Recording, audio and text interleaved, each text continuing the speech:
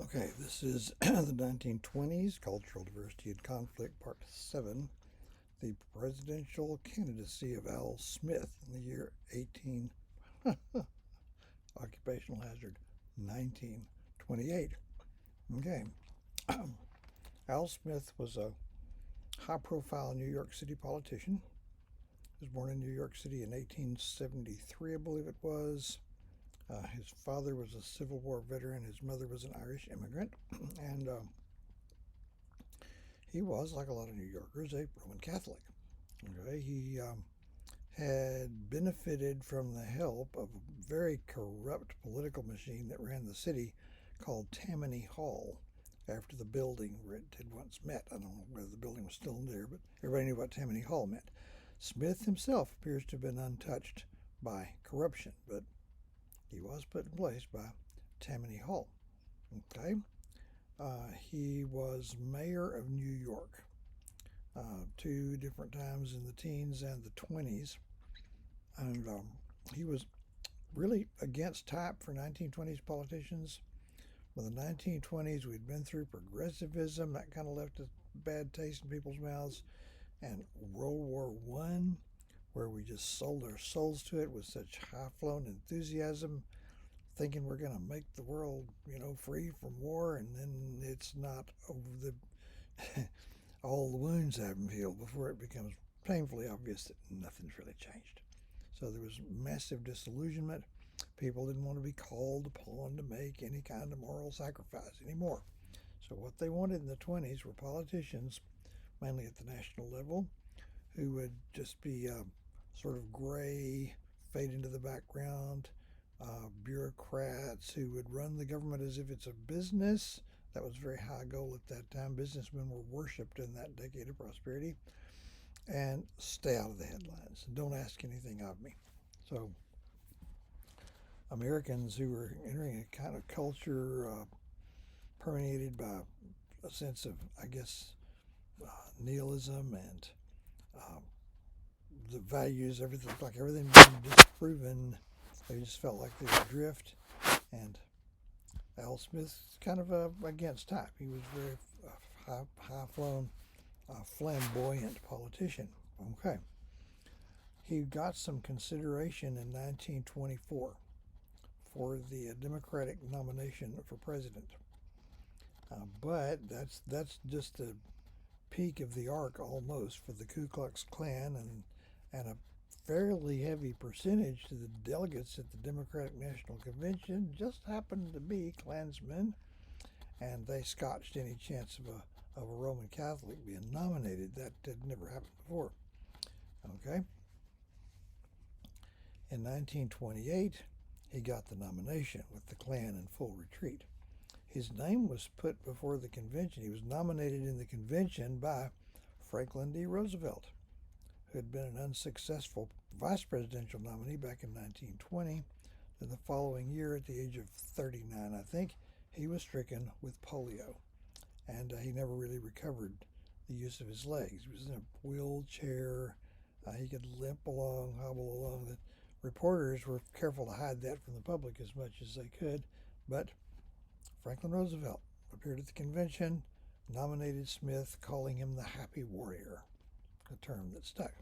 Okay, Al Smith is going up against a very popular Herbert Hoover, who had been a successful mining engineer in China, came back to the U.S. having made a substantial fortune, decided to devote the rest of his life to philanthropy and helping out any way he could. He coordinated food relief in Belgium during World War One, and then later he headed the Food Administration very successfully. And then he was Secretary of Commerce for 8 years. And, who can tell who the Secretary of Commerce is in most times? Hoover was famous because the 1920s brought unprecedented prosperity, unprecedentedly fast increase in standards of living, all this new stuff, and businessmen were just worshipped. Okay, the businessman had delivered what the socialists could only promise: a high standard of living for all. One somewhat deluded person famously wrote that he who enters a factory enters a temple. Okay, somebody else published a wild bestseller. I mean, it was wildly successful, is what I mean. It's called The Man Nobody Knows. And it was about Jesus and how Jesus was really a successful businessman. The famous quote was approximately, he picked 12 men from the bottom ranks of business and forged them into an organization that conquered the world. Okay, have it your way. All right. Now, so Smith versus Hoover. Now, if Smith had had modern political advisors, they would have advised him to play down a number of things about him that might worry voters. Okay, then there were some things about Smith that weren't going to work in his favor. Okay, Smith turns out to, he lived in New York City his whole life. He's one of these New Yorkers who just assumes that the United States is divided into two parts, New York City and the sticks. You assume something like that, you assume everybody else knows it too. He had a campaign theme song, The Sidewalks of New York.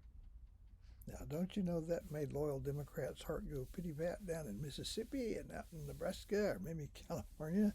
I don't think so. His New York City accent was so strong that it was hard to tell what he was saying. Now, this is, I think 1924 would have been the first presidential campaign that had radio reportage. There was a good bit more in 1928 with national networks in place. So that didn't bode well for him. And probably the biggest problem for a lot of people, he was a Roman Catholic. Now, the reason that had been a political problem was not, so much overwhelming prejudice against Catholics per se. It was assumed, however, that Catholics owed their primary allegiance to a foreign potentate, the Pope. That if a Catholic were elected president, the Pope could dictate policy over our government because the president would have to do what he said. And so they're digging back and digging up all kinds of things way back in the year 1572. Now, that's been a while. This is during the century that the Protestant Reformation took off. There was just an inexcusable, wild mass murder massacre called in 1572, where the Catholics got loose and mob psychology took over and it just butchered a big bunch of Protestants. So there are fears that would happen, that there would be Protestants would be politically or would suffer religious persecution under a Catholic president. Well, the result was that Hoover just won going away. He carried several southern states that no Republican had ever carried except during Reconstruction when Union troops were guarding the polling places and turning away anybody who looked like an ex-Confederate. And of course, most of them were ex-Confederates. Just swept the country. And when Smith phoned Hoover to concede on election night, Hoover graciously accepted the concession, hung the phone up, turned to his advisors and said, he should have done that 6 months ago. And he was right. Okay. Smith went into business, in fact, headed the organization that a little later built the Empire State Building. And he lived until 1944. But there was a joke after he lost the election. There's this joke that Al Smith, after he lost the election, had sent the Pope a one-word telegram that simply said, unpack. Okay. I thought it was cute. Ironically, in 1932, Smith tried again for the Democratic nomination. Who would want it? I mean, mercy. This Herbert Hoover had entered his presidency in 1929, okay, with higher public confidence probably than anybody had ever had, and he just got turned wrong side out. By the onset of the Great Depression, he seemed helpless. So, would you want to be next up at bat? Would you now? But anyway, he was somewhat rudely elbowed aside by Franklin Roosevelt, who got the nomination and easily won. And that ended their friendship. And as the decade went by, and Roosevelt led an administration that had the government playing an extremely active role in the economy. Smith wasn't up for that, and he became an increasingly vocal critic of Roosevelt's administration, even though they're both Democrats. And I think he headed up an organization called the American Liberty League, which was Democrats who were opposed to Roosevelt's policies. Okay, can someone far enough outside the mainstream hope to get elected president? Depends on what you mean by mainstream. Okay, there are people who would have been radically out of the mainstream 90 years ago, or even 50 years ago, who would not be out of the mainstream now. So, in general, the way American politics works, unless there's cheating, always is at least a little, is that you've got about 40% of the voters, 30 to 40%, who will vote for the Democrat even if they don't know who it is. You got a similar percentage who'll vote for the Republican even if they don't know who it is. But whichever candidate can score the most points in the group in between the moderates, the middle of the roaders, who are there because they may not be very politically engaged and they may not be paying that close attention, you got to win them to win. So you got an automatic base, and these in the middle. You could use a baseball analogy, okay? Major League Baseball normally plays a 162-game season, and the best team in Major League Baseball is going to lose at least 50 games, without fail. The worst team is going to win at least 50 games. It's what you do with the other 62 that decides things. Same way in politics. Now, have we had anybody outside the mainstream? Arguably, Barack Obama strained the mainstream idea. He got votes from a lot of people who were eager to prove that they weren't racists by voting for Barack Obama, who was half African American and half white. His mother was white. So is he really outside the mainstream? I'm going to say that let's say identity politics. Let's say you have a female candidate who's a raging feminist who majors in being a raging feminist. She's not really going to have a shot at it. Let's say you have a black activist who majors in being a black activist and does not make a general broad-based appeal. They're not going to get there either. Or a guy who wants to be another male president who is going to secure the patriarchy, as the feminists call it. That wouldn't work either. So, but we're kind of getting into uncharted territory now. We're at a crossroads. We're holding our breath. But everything old is new again. We're going to move next time on into the 1930s. There are going to be several lecture videos next week. Next week, exam 3 is due by Thursday.